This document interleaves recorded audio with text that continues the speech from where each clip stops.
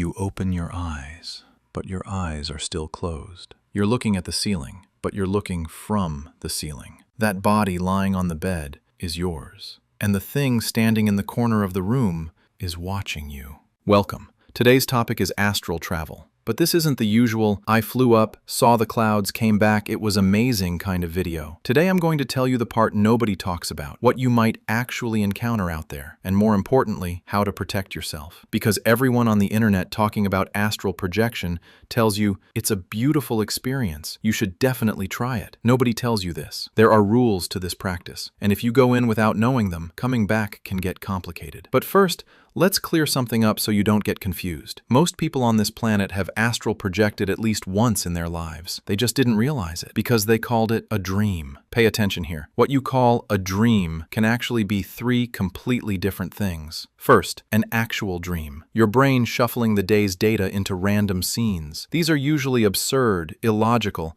and you may or may not remember them in the morning. Second, a lucid dream, a conscious dream. The moment in the dream where you suddenly realize, wait, I'm dreaming. Here, you're in control. And third, this is where it gets interesting, astral projection. You think you're in a dream, but actually, your consciousness has separated from your body and is wandering somewhere else. You wake up in the morning saying, what a strange dream, but it wasn't a dream. The reverse is also possible. Sometimes that experience you swear was astral projection was just a very vivid dream. Your brain can play tricks on you, and being able to tell these two apart, this is the most critical skill in this entire practice. Because if you can't tell them apart, you also can't understand what you're encountering out there. So let's get to the real question. What's actually in the astral plane? Traditional teachings, from Tibet to Egypt, from Hindu Tantra to Western occultism, all say the same thing. The astral plane is not empty. There are beings there, and not all of them have good intentions toward you. We can roughly split them into four groups. 1. Fear feeders. These are the most common ones. The moment you project, you emit energy, a kind of signal. The moment you feel fear, that signal gets stronger, and they sense it. Like sharks sensing blood, they come close. They try to scare you more, because your fear is their food. Strange noises, sudden figures, dark shapes moving toward you. Most of these cannot physically harm you, but they can panic you, and you can come back to your body through a traumatic exit. 2. Manipulators. These are more dangerous, because on the surface, they're charming, sometimes even familiar. They might appear as a deceased relative. They might claim to be your spirit guide. They'll even give you information, accurate information, to earn your trust. Then slowly, they start steering you. Go here, do this, talk to that person. They try to bind your will to theirs. 3. Stage builders. These might be the sneakiest of all. They make the astral look like a dream, meaning you're conscious out there, but they make you feel unconscious.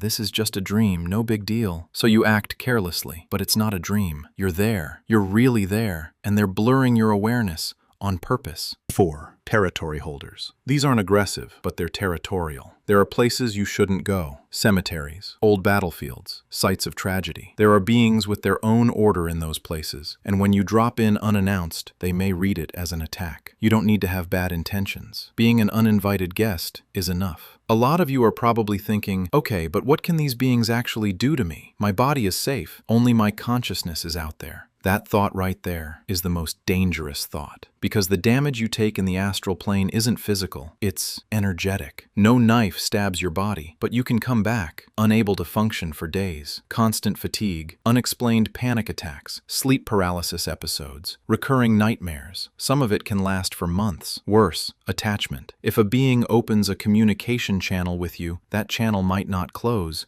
just because you came back to your physical life. You start sensing its presence in your dreams, in your meditation, even while fully awake. This isn't astral travel anymore. This is leaving the door open. And finally, the danger that's least talked about but most real, losing your sense of identity. Some people have traveled so often and so carelessly that when they come back, they can no longer clearly answer, who am I? Where am I? Which reality is the real one? In psychiatric literature, this is called derealization and depersonalization. This isn't a joke. It's a clinically documented condition. Okay, I've scared you enough. Now to the real question. How do you protect yourself? Rule 1. Intent. Before you project, set a clear intention. I'm only going to observe my own room. I'm only visiting that garden. Going out without intent is like wandering through an unfamiliar city at midnight without a map. If you don't know what you're looking for, you can't choose what finds you. Rule 2. Protection circle. Before you leave, surround yourself with light. Use whatever framework you believe in. White light, prayer, mantra, whatever works for you. The important part is that you actually believe in it. Because in the astral, intent and belief are stronger than physics. What you think there becomes real there. Fear something, and you summon something fearful. Ask for protection, and you're protected. Rule 3. Test. Test every being you encounter. The traditional test is this: ask it who it is 3 times. A genuine guide, a benevolent being, won't avoid answering. A manipulator will dodge, change the subject, or try to pull you somewhere else. Another test: ask for light. High vibration,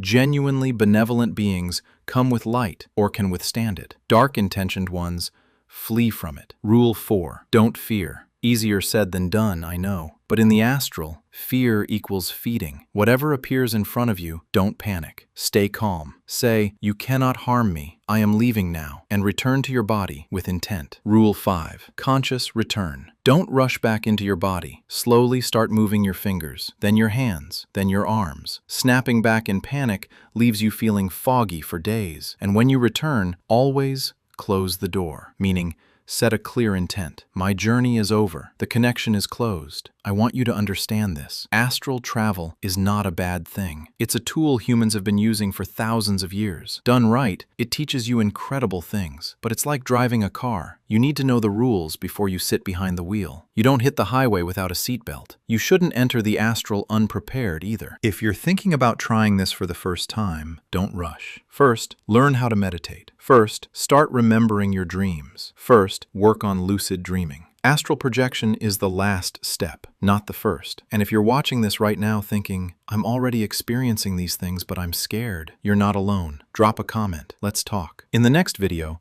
I'll go deeper into the most common types of beings encountered in the astral and specific protection methods for each one. Don't forget to subscribe, drop a like, and keep your eyes open in this world and the other one. See you soon.